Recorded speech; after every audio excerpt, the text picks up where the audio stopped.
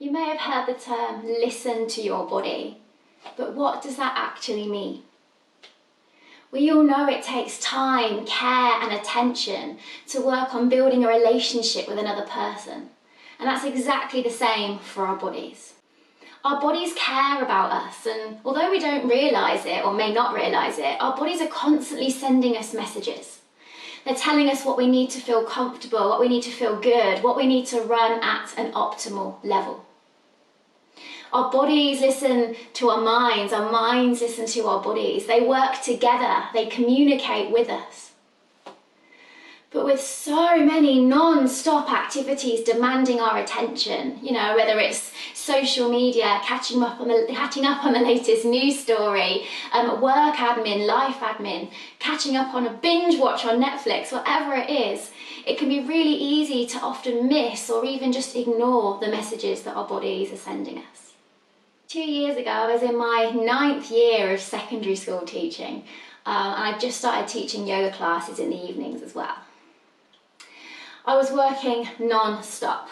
I was getting in super early to have meetings with parents, and of course I was working all day, teaching all day, more meetings, and then I'd stay behind after school, get my marking, my planning done. I'd grab a quick on-the-go snack, and then I'd run straight out the door, go to the gym, and then teach a yoga class. So I was getting at home sort of 9, 10 o'clock at night, maybe doing a little bit more work, and then going straight back in the next day. I was exhausted. But I knew I needed to keep going, I needed to keep pushing, so I needed to earn as much money as I could to kickstart my yoga business. I was going to leave teaching and go into teaching just yoga, so I needed to keep earning that money. My body was sending me signals. I was struggling to sleep throughout the night, my tummy was bloated all the time, I felt physically tired, really heavy, my heart was aching and I just felt really low. My mind was also trying to tell me that something wasn't quite right. It was taking me longer and longer to plan my classes. I was getting so frustrated. It was taking me hours to plan one lesson. And it became so overwhelming that sometimes I would just give up altogether. I'd not even start the plan. I'd get up and go for a walk around the school. I just couldn't bear the task of starting a new lesson plan. All of this just got on top of me one day when I got into school and I just couldn't stop crying. Nothing anyone said or did to try and make me feel better was helping. It seems obvious now that I'd taken on too much. This is my body's way of telling me to stop, calm down, slow down. I just couldn't see it at the time, and in the end I was just sent home and told to rest. Whether you are a teacher, an emergency worker, a web developer, a delivery driver, or just someone trying so hard to provide for their family, a huge part of your role is supporting and serving your community or serving others.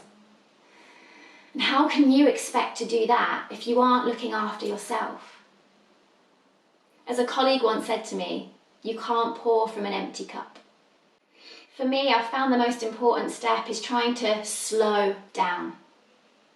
By slowing down, we can learn a little bit more day by day about what our bodies are actually trying to say to us. Often when we're feeling overwhelmed or stressed, we try to escape, we try to distract ourselves. Whether it be pouring ourselves more into our work, keeping constantly busy, whether that's doing the housework, or I'll do that for you, or maybe we turn to food, we turn to alcohol. The idea of sitting with our discomfort and becoming more aware of it just feels uncomfortable, it's too overwhelming. But this awareness is exactly what is needed to develop a relationship with our body. So over the past few years, I've found a few things that have really helped me start to slow down and really become more aware of my body. And one of these is a simple mindfulness check-in. Just take a moment to sit still, away from any distractions if you can, but don't worry if not.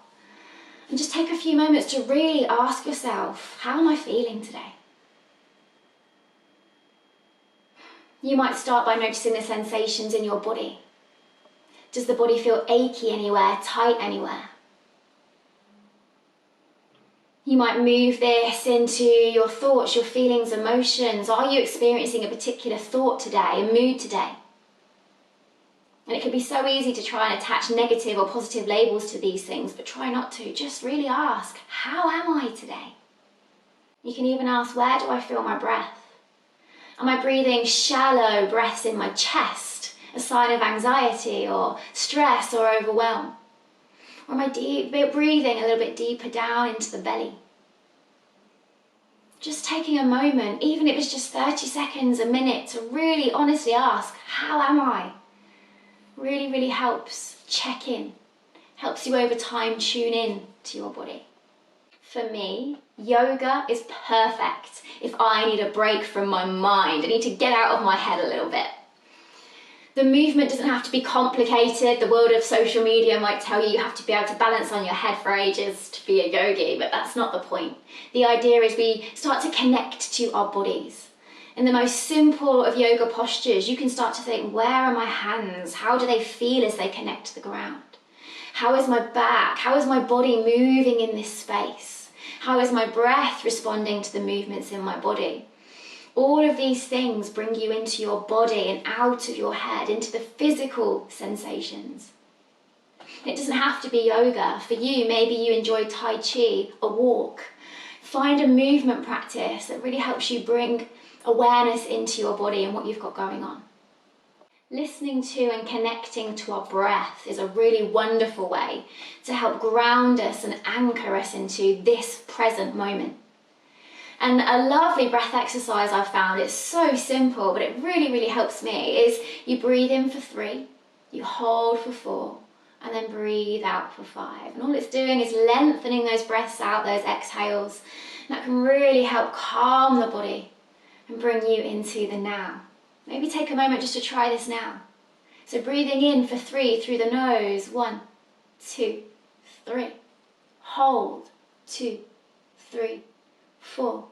And breathe out. 2, 3, 4, 5. And again, breathing in. 2, 3. Hold. 2, 3, 4. And breathe out. 2, 3, 4, 5. It doesn't have to be more complicated than that. A minute to 5 minutes of just breathing again brings you into the body. And I always feel so good after just spending a little bit of time listening to my breath. I believe these moments of self-care are just essential to our well-being, and they can help us just show up that little bit brighter, that little bit more aware day by day to whatever activity we're doing, whether it's work life or home life. Many of us rely on notifications, calendars, diaries, all this sort of thing to remind us to keep on top of our heavy workloads, and I think it should be the same for our well-being. I've started to schedule in my practice, so I know exactly when I'm doing my yoga, when I'm doing my meditation, and I know if I don't schedule it in like this, it just won't happen. So just as you would schedule in that important work meeting or a dinner with a friend, schedule in that self-care, that time for you. Make it a habit. And what you choose to do as your self-care ritual or rituals are personal, and they can be really different for everybody. As I said, for me, it's often yoga, meditation, but take time experimenting, finding out what works for you. What activity could you do that makes you feel present, calm, grounded, really in the moment and really aware of what's going on? So I found a few things that really work for me. One of them is having a cup of tea. I might be having a cup of tea by myself and just feeling the sensations of the cup in my hands, the warmth, or actually I prefer having a cup of tea with my hubby. A little bit of time, just me and him, no distractions, and we just have this time to talk, to catch up while enjoying a tasty cup of tea. Another thing I find so useful is going for a walk. It doesn't have to be a hike, it doesn't have to be in nature, but ideally if you can get to a woods or somewhere green, then I really think that makes a difference. But it could just be a walk around your local estate, a walk around wherever it is you work. That's a really, again, nice way to just have a moment of calm, time to yourself. If you're lucky enough to have a bath or maybe even just a shower in the house, just enjoy a quick shower or a long soak in the bath. You know, often we have these things to keep clean, we've got to wash your hair, got to do this, got to do that. Well, why not just have one for the sake of having one? Really just take time to feel the water on the skin, or maybe enjoy the smell of the products if you're using any. If you're lucky enough to have a pet at home, cuddle your pet. Stroke them, just have a few moments, just spending time with them. I love nothing more with having a cuddle with a Kiko, although she's really wriggly, so it's not that relaxing sometimes. This is a slightly strange one, but I really enjoy just taking a moment to go and wash my face. I just get a flannel, soak it in warm water, whatever product I'm using, and just enjoy the feeling of the flannel, the water just touching my skin. It just feels really comforting for some reason. How about cooking a nourishing meal? The act of cooking itself can be quite calming, quite therapeutic, but also you'll know that you are getting a nice, nourishing, comforting meal, which is going to be good for your body. No matter what your job is or how busy you become, at the end of the day, your number one responsibility is yourself. Your body is always sending you feedback. Start to tune in, start to listen, and start to give your mind and your body the time, the care and the attention they deserve. And I'll end this video with this beautiful quote. And I said to my body softly, I want to be your friend. It took a long breath and replied, I've been waiting my whole life for this.